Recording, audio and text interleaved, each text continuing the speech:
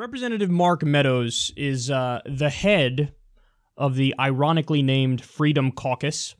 I say ironically named because the Freedom Caucus, funny Freudian slip. The Freedom Caucus is, they're also known as the Tea Partiers. So they call it freedom, freedom, freedom. But when I say freedom, I mean I'm also socially backwards and not in favor of freedom. I don't want to legalize drugs. I don't want to allow women to control their own bodies and so on and so forth. So they don't believe in freedom. But this guy went on the Sunday shows and he made a pretty giant admission about the Republican tax plan and about how the Tea Party movement is a fraud. You know, you've been a long nut spoken. You and fellow Freedom Caucus members have been deficit hawks, but this bill's going to increase the deficit by at least $1.5 trillion. A lot of independent analysts say it could be far more than that. So can you vote for this bill?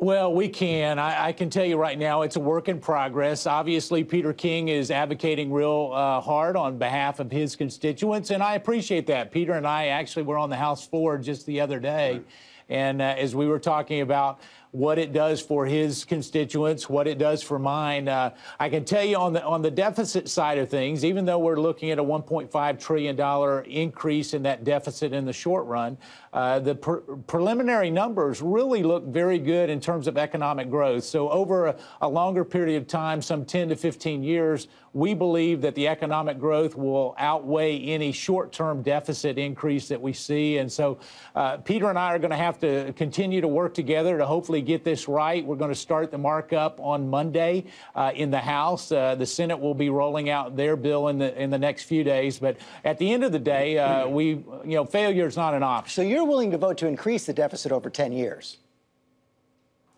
I am. I mean, we've looked at this. Of course, I'm a numbers guy, George, and as I've looked at this particular bill, it appears that we should be able to get hopefully a 3.5 to 3.6 GDP growth bump. That is a stunning admission, because here's the guy who's the head of the Tea Partiers going, the deficit? Yeah, sure, why not? You want to increase it over 10 years? Yeah, I'm in favor of that.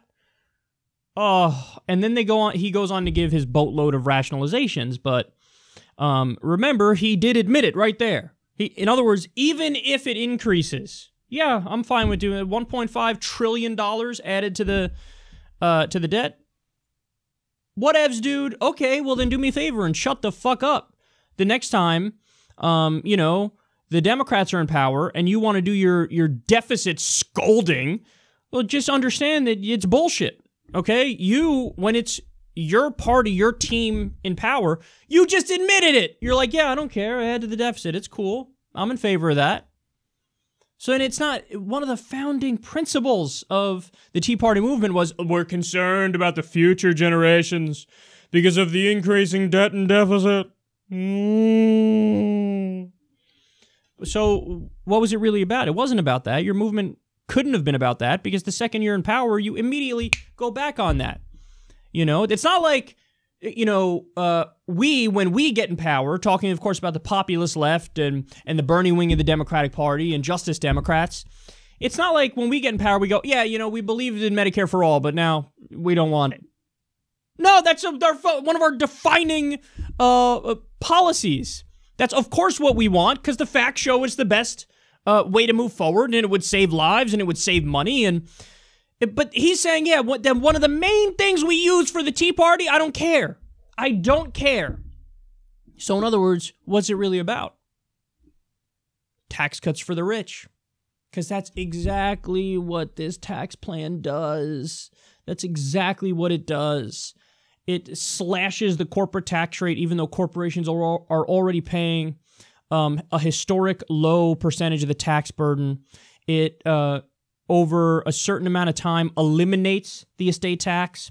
At first, it doubles, who it applies to, or I shouldn't say double, that's not the right way of phrasing it. It raises the line where it kicks in. So it used to be 5 million or so, now they're making it 11 million.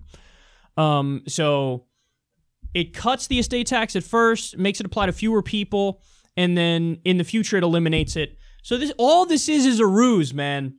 That's all it is. It's for corporations and wealthy people to raid the treasury, to loot the treasury.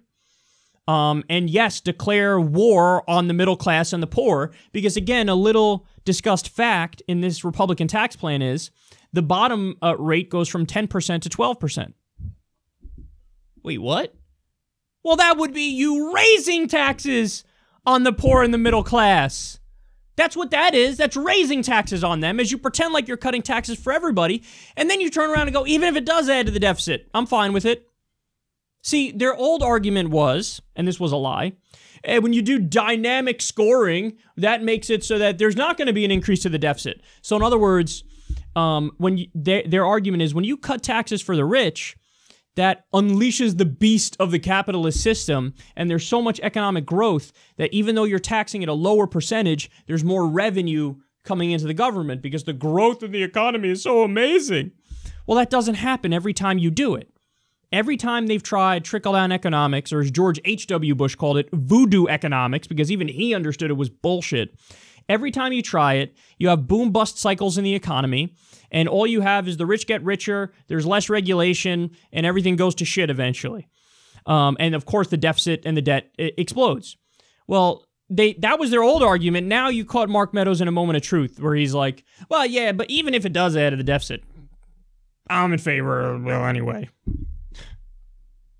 So when it's a bill that massively cuts taxes for the wealthy, deficit schmeficit, I don't care. When it's Medicare for all, we can't afford it. Can't afford it. When it's free college, I can't afford it. I don't understand why we can't afford it. When they want to go to endless war, that's fine. Add to the deficit. Here's a blank check.